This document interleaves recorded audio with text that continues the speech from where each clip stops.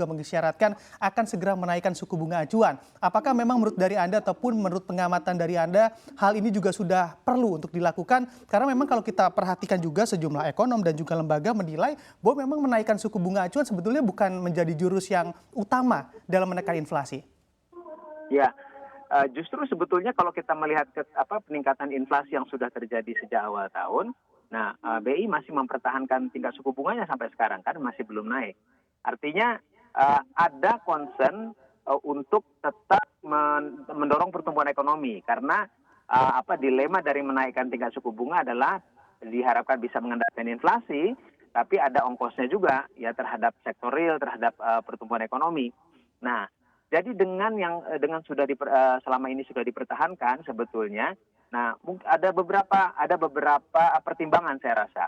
Nah, pada saat kita inflasi sekarang tinggi, ya kalau kita melihat sebetulnya faktor penyebabnya lebih banyak supply driven daripada demand driven, ya.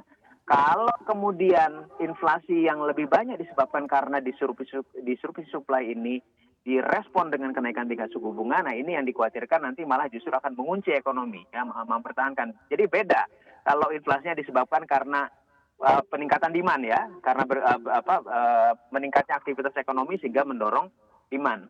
Nah, kalau kemudian nanti dinaikkan, ini memang kita bisa melihatnya ada beberapa faktor. Ya biasanya kenaikan tingkat suku bunga, satu faktornya yang dilihat memang inflasi. Tapi yang lain itu juga adalah tekanan eksternal, terutama salah satunya adalah bagaimana yang berpengaruh terhadap stabilitas nilai tukar rupiah, ya.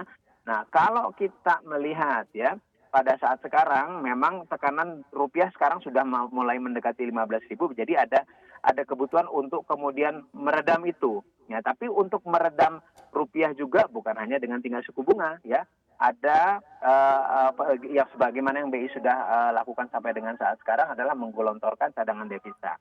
Nah, jadi artinya kalau kita melihat arah banyak negara, memang arahnya memang akan lebih ketat, ya, secara moneter juga, dan sudah dilakukan juga di Amerika. Nah, jadi ini memang mesti harus dilihat lagi ke depan, ya. Kalau kemudian masih bisa ada amunisi yang lain, ya, untuk memerangi untuk mengendalikan inflasi, ya memang sebaiknya memang dipertahankan tingkat suku bunganya. Nah, kecuali tekanan-tekanan yang saya sebutkan tadi, terutama dari eksternal itu lebih kuat ke depan.